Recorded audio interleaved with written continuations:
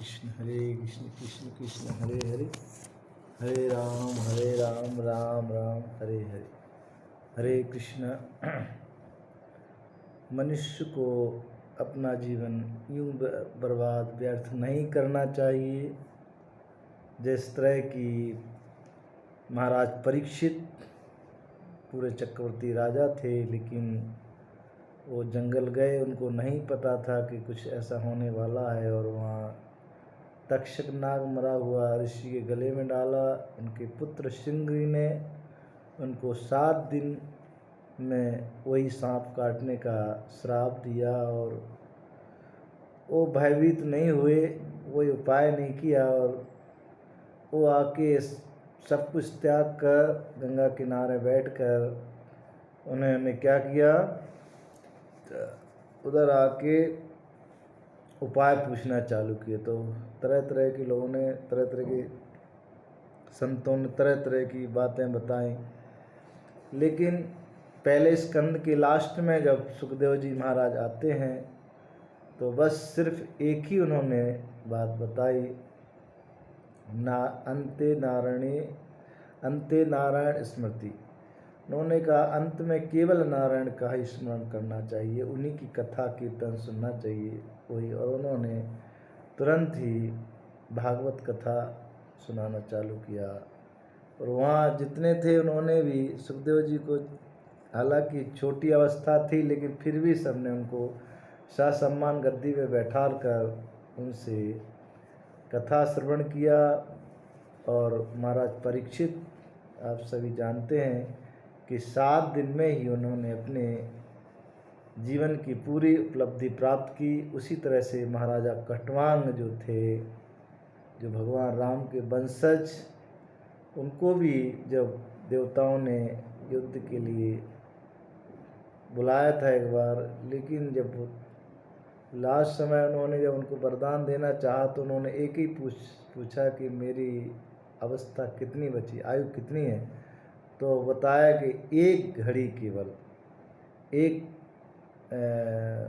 जो है time mode, वो केवल 48 मिनट की उनकी आयु रह गई थी। इतने में ही उन्होंने भगवत प्राप्ति कर लिया है। तो हमारा जीवन भी कोई पता नहीं, उन लोगों को तो पता भी है, हमको पता नहीं कि हमारा जीवन कितना मूल्यवान है और कितने दिन का है, लेकिन हम इसको यूँ ही बर्बाद कर रहे हैं, समझ नहीं रहे हैं, भक्ति में नहीं लगा रहे हैं, भौतिक जीवन में इसको बर्बाद कर रहे हैं। तो इस तरह से हमें इस जीवन को बर्बाद न करते हुए सदैव भगवान का स्मरण, भगवान की कथा कीर्तन सुनना चाहिए। एक इसी में एक कथा सुनाते हैं।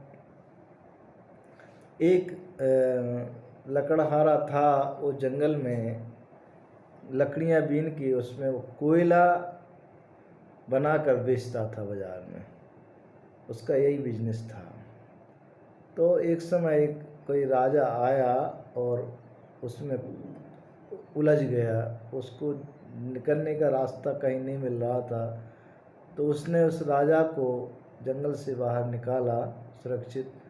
तो प्रसन्न हुआ और उन्होंने क्या किया, उसको एक चंदन का बगीचा दिया कि तू ने मेरे जान बख्शी है और मेरे को इतना अच्छा किया, तो तेरे को मैं चंदन का बगीचा देता हूँ, इससे तू अपना व्यापार चालू कर, छोटा मोटा करने की ज़रूरत नहीं है। लेकिन वो मूर्ख को पता नहीं था कि चंदन क्या होता है, और चंदन की लकड़ी को बेच बेच के सारा का सारा बगीचा उसने क्या किया, कोयला बना बना के बेच दिया। एक समय राजा वहाँ से जब निकला तो उसने देखा चंदन का बगीचा सारा राख में परिवर्तित हुआ, और उसने कहा ये मूर्ख, ये क्या कर दिया तूने। बोले महाराज आपको तो पता ही था कि मैं कोयला बना बना। अरे बोले मूर्ख।